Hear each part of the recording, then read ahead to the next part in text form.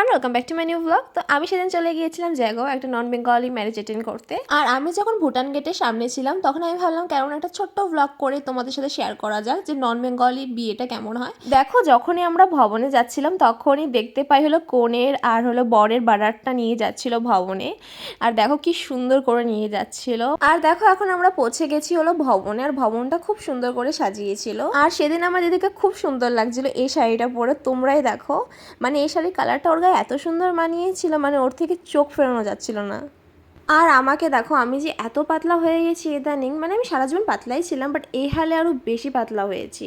তো এখন আমরা স্টার্ট করবো হলো আমাদের খাওয়ার পর্ব। তো এই বিয়েতে অনেকগুলো স্টল দিয়েছিল, তো আমরা ফার্স্ট চলে যাই হলো ফুড স্যালাডের স্টলে, আর ওখানে গিয়ে ফুড স্যালাড খাই।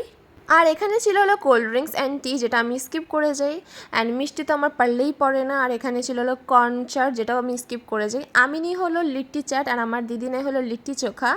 And this is the first time I going to have litti chaat and litti chokha, so I was excited to try ইট।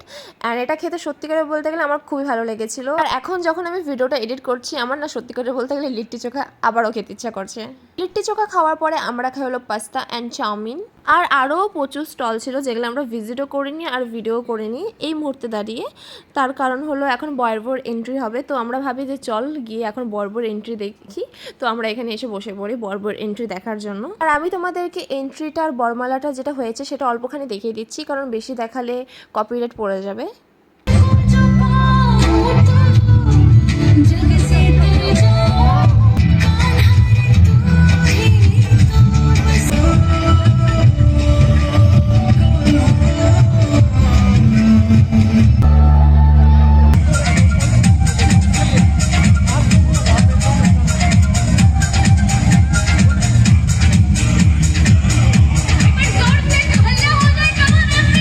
আর এখানে দেখো আমাকে আমি বরমালা দেখতে দেখতে খাওয়া স্টার্ট করে দিয়েছি।